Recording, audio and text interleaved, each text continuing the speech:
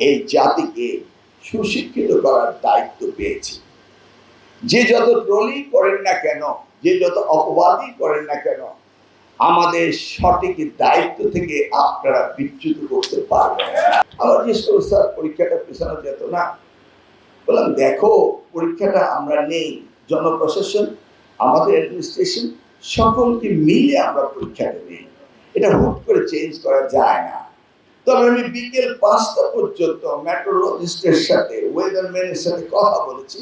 তারা বলেছে কোনো বৃষ্টি হবে না, সেই জন্য আমরা পরীক্ষাটা নিচ্ছি। কিন্তু দেখা গেল সকালবেলায় বৃষ্টি হয়েছে। কোথায় হয়েছে? সারা দেশে হালকা বৃষ্টি হয়েছে। কোথায় জলবদ্ধতা হয়েছে? একটি মাত্র সেন্টার, সেটা হল কুমিল্লা মহিলা কলেজ।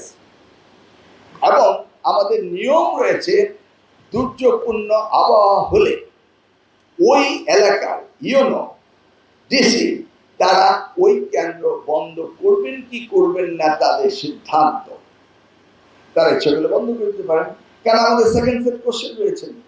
কারণ ঢাকায় বসে সারা বাংলাদেশ তো দেখা যায় না। আমি যখন সকাল 9টায় দেখলাম যে কুমিল্লা মহিলা কলেজ বন্যার জলে ভেসে যাচ্ছে, অর্থাৎ জলবদ্ধতা, তখনই আমি ইমিডিয়েটলি বোর্ডকে বললাম, ওখানে যান, পরীক্ষা 1 ঘন্টা পিছিয়ে দেন। কারণ 5তলা বিল্ডিং ঠিকই আছে, ওদেরকে ওখানে ব্যাঞ্চ দিয়ে হেঁটে উপরে নিয়ে যান, ওখানে পরীক্ষা দেন, 1 ঘন্টা পরে পরীক্ষা নেবেন এবং তাদের আধা ঘন্টা এডিশনাল টাইম দিবেন, যেহেতু তারা অনেকটা সময় নষ্ট হয়েছে।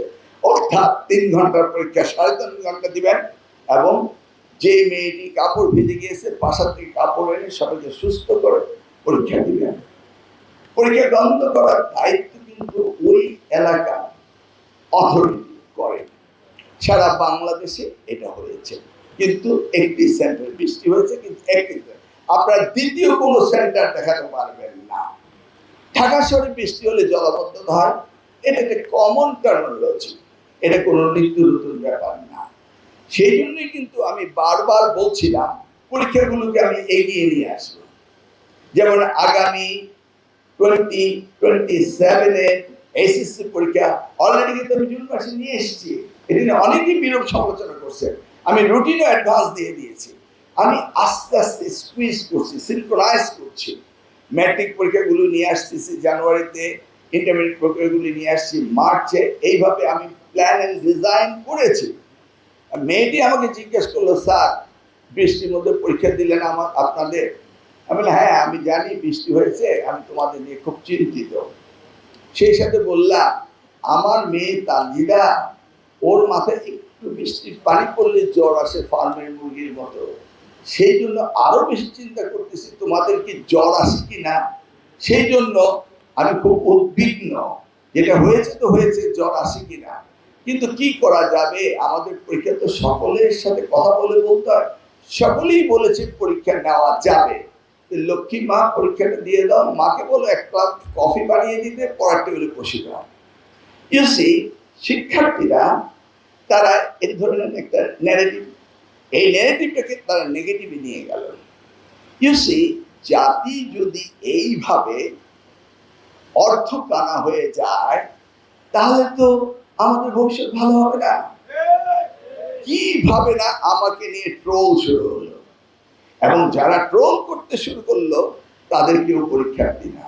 আর তো ঢাকা শহরে আইডিয়াল কলেজ বা ল্যাবরেটরি স্কুল বা ভিকারুন্নেসা, আমি তো কাউকে দেখিনি আন্দোলন করতে। না, কেউ আন্দোলন করতে আসেনি। এইভাবে আন্দোলন করে মিসগাইডেড করে কি একটা হ্যাবক সৃষ্টি করলো। আমরা এসছি এই জাতিকে সুশিক্ষিত করার দায়িত্ব পেয়েছি। যে যত ট্রোলই করেন না কেন, যে যত অপবাদই করেন না কেন, আমাদের সঠিক দায়িত্ব থেকে আপনারা বিচ্যুত করতে পারবেন না।